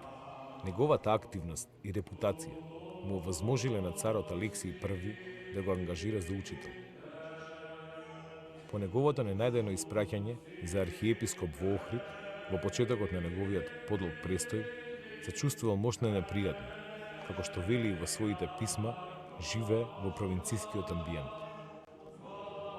Значаен дел од неговото творештво се дела со хагиографска содржина. Од преписките што ги водел, познато е дека вложувал голем труд во одбраната и проширувањето на правата и привилегиите со кои располагала Охридската архиепископија. Во времето на предметниот архиепископ, бројот на епархиите на Охридската архиепископија изнесувал нешто преку 20, што значи дека приближно за едно столетие нивниот број бил намален за 1/3. Следниот архиепископ се викал Лав Мунг и тој бил поставен околу 1108 година од царот Алексиј I. Всушност се работело за покрстен евреин и пред да дојде во Охрид, тој работел како мисионер меѓу јазичниците. Како веројатен наследник на Лав се појавува Михаил, уште наречен и Максим. За него единствено е познато дека пред доаѓањето во Охрид службувал во патриаршиската канцеларија во Константинопол. Јован Комнин, син на севастократорот Исак Комнин и роднина на византискиот цар Алексиј Комнин, бил управител на Драчката тема. Во 1143 година Јован веќе е поставен на позицијата Охридски архиепископ. Автор е на 2 мемуарски дела. Впечатлива е неговата активна улога во борбата на официјалната црква против разните еретички движења и учења. Во периодот до 1160 година за Охридски архиепископ бил назначен Константин I, кој учествувал на Цариградскиот црковен собор во 1170 година. Во 1183 година се споменува некој анонимен охридски архиепископ, а некое време после таа година на Охридскиот престол доаѓа Јован Каматир, кој мощно долго се задржал на високата црковна позиција во Охрид до 1215 година. Димитри Коматијан е името на следниот охридски архиепископ. Потекнувал од Ликија, а пред да биде поставен на оваа висока позиција, тој бил хартофилакс во времето од 1200 до 1217 година. Коматијан бил поставен на високата црковна позиција од страна на епирскиот деспот Теодор I Ангел, кој што владел од 1214 до 1230 година. Коматијан е еден од најспособните архиепископи. Оставил богата збирка на писма и документи од Сидоникалниот суд на архиепископијата, кои представуваат драгоцени извори за македонската и балканската историографија. Автор е на краткото Климентово житие Хоматија. Тој особено се грижи да ги заштити и унапреди правата и привилегиите на архиепископијата, поврзувајќи ги нејзините црковни традиции со архиепископијата Јустинијана Прима.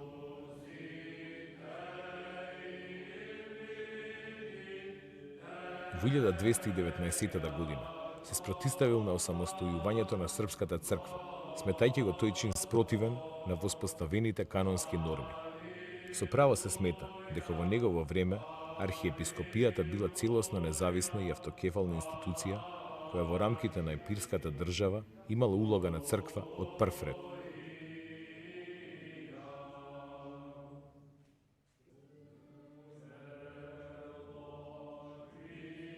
По архиепископите Јоаники и Сергиј, за време на никејскиот император Теодор II Ласкарис, кон средината на 13 век, архиепископскиот престол во Охрид го зазема Константин Кавасила. Познато е дека пред доаѓањето во Охрид, Кавасила бил струмички епископ и митрополит во Драч. Од него почнува почитувањето и прославувањето на светителскиот култ на Свети Наум во Охрид. По неговата смрт е набрзо канонизиран за светител.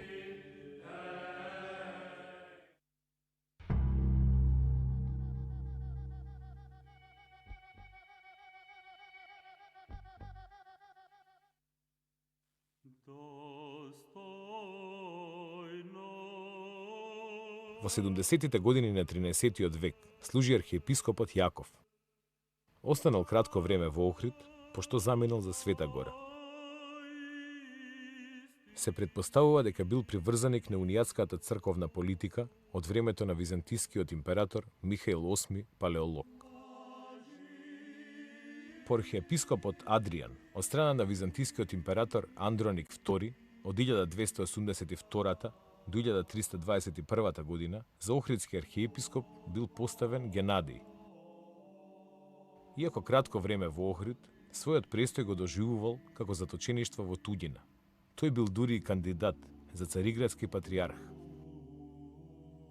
По српските освојувања од 80-тите години на 13-тиот век, во текот на втората декада од следното столетие, таа ги загубила Скопската, Дебарската и Мородвишката. По отпаѓањето на Кечевската енорија од рамките на Охридската епархија, таа била ограничена на базените на Охридското и Преспанското езеро и дел од долината на реката Дрим. Така Охридската архиепископија била сведена на вкупно 11 епархии. Династијата на палеолозите, почнувајќи од својот втемелувач Михаил VIII Палеолог, била особено благонаклоно расположена кон Охридската архиепископија. Византиските цареви за остварување на одредени политички акции, во кои била неопходна црковна кооперативност и поддршка, многу полесно ја добивале од Охридските архиепископи отколку од цариградските патриарси, кои често биле вовлекувани во антидинастички интриги. Всушност, палеолозите се труделе од Охридската архиепископија да направат столб на владењето на својата династија во Македонија, па така зависноста на Охридските архиепископи од византиските цареви била речиси безусловна. Ова го потврдува и случајот од 1299 година, кога Охридскиот архиепископ Макарий, поставен од византискиот цар Андроник II, на реката Вардар ги венчал српскиот крал Милутин и малолетната византиска принцеза Симонида. Цариградскиот патриарх објавил дека тој брак е неканонски и одбил да го благослови. Но за актуелниот византиски цар, династичкото поврзување помеѓу Византија и Србија било многу поважно отколку почитувањето на црковните канони. Охридскиот архиепископ Григорий I се споменува во времето кога во Византија била во тек граѓанската војна од 1321 до 1328 година. Наспроти барањето на претендентот за византискиот престол, Андроник Младиот, цариградскиот патриарх да биде главен посредник во преговорите за случување примирие, актуелниот византиски цар Андроник II, таа мисија му ја доверил на Охридскиот архиепископ. Тоа е уште еден доказ за големата доверба која византиските цареви ја имале во охридските архиепископи. Григорий пишувал поетски творби посветени на Климент Охридски и придонел да се заокружи Климентовата грчка богослужба, која била преведена на словенски јазик уште во 14 век. Потврда за тоа дека византиските цареви се грижеле на Охридскиот архиепископски стол да назначуваат образовани и способни архиереи, било и поставувањето на Антим Метохит. Тој е спомнат како учесник на Цариградскиот црковен собор во 1347 година. Воедно и последниот архиепископ во времето на Охрид под византиска власт.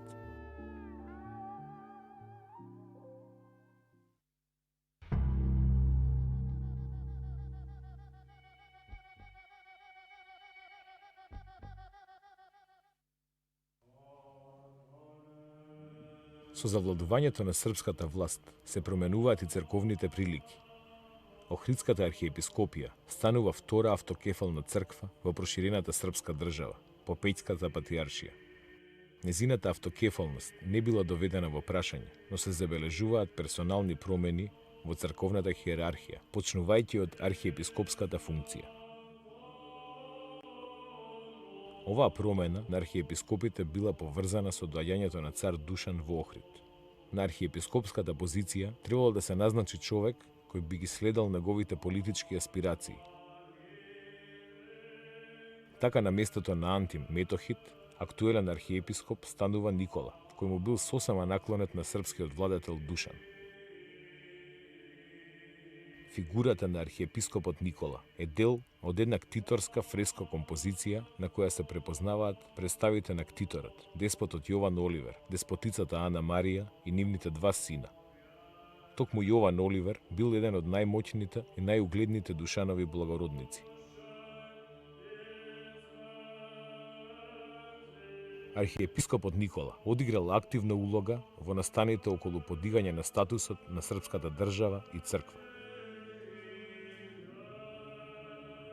На познатиот државен собор, одржан во Скопје на 16 април 1346 година, кога Душан бил крунисан со царска круна, примил благослов и од актуелниот охридски архиепископ Никола. За возврат на поддршката што ја добивал од Охридската архиепископија, Душан во својот законник вградил одредби со кои ги гарантирал црковните права.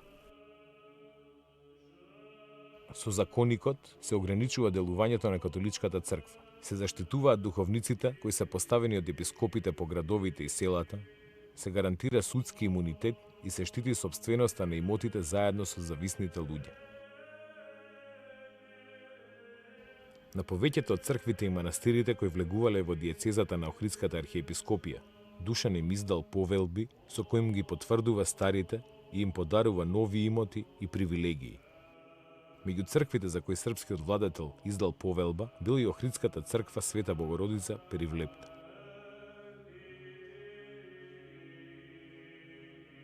Од последното споменување на архиепископот Никола и првото споменување на следниот охридски архиепископ Григорий II, постои околу 20 годишен временски вакуум во изворите.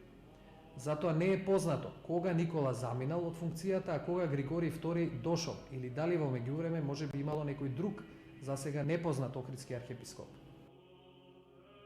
Световната власт во Охрид најпрво била во рацете на последниот српски цар Урош 1355-1371 година.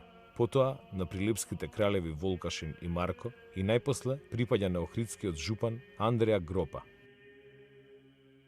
Кон крајот на 10-годишниот период на владење, кога царот Урош располага со суверенитетот над архиепископскиот град Охрид, за прв пат се споменува и охридскиот архиепископ Григорий II. Охридската архиепископија тогаш сосема се ослободила од соперништвото на српската патриаршија и станала единствен црковен авторитет.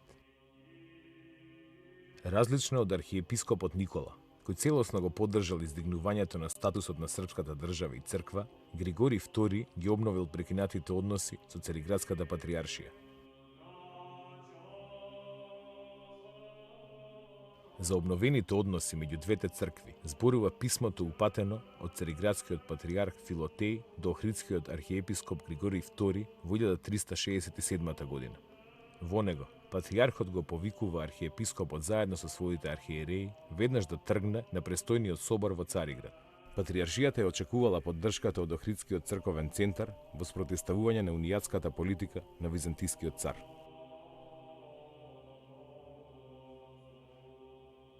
Значајна и забележителна била улогата на Григорий II во црковните работи на серската држава.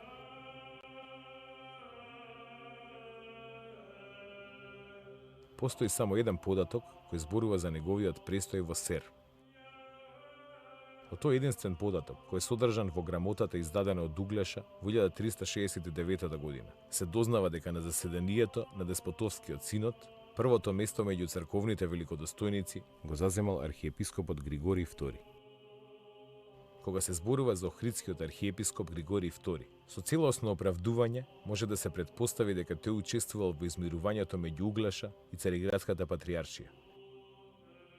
Залагајќи се за помирување меѓу деспотот Јован Углеша и Цариградската патриаршија, тој пробивал пат за сојуз со Византија, која пак треба да ги сопре османлиските продори кои се приближувале кон Македонија.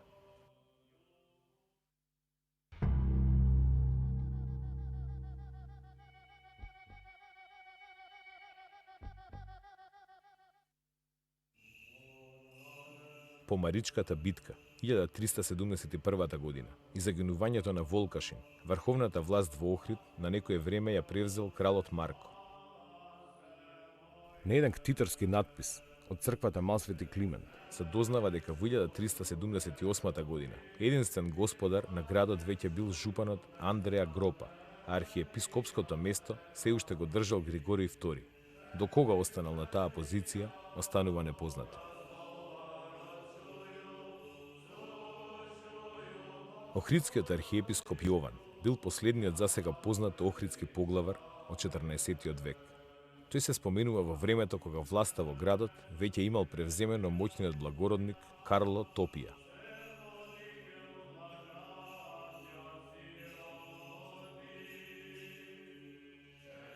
Јован е последниот охридски архиепископ пред паѓањето на Охрид под османлиска власт. Со векови седиште на охридските архиепископи, Охрид е најважното духовно жариште што ќе ги издржи сите промени и потреси кои непрестано ќе се случуваат низ историјата се до денес.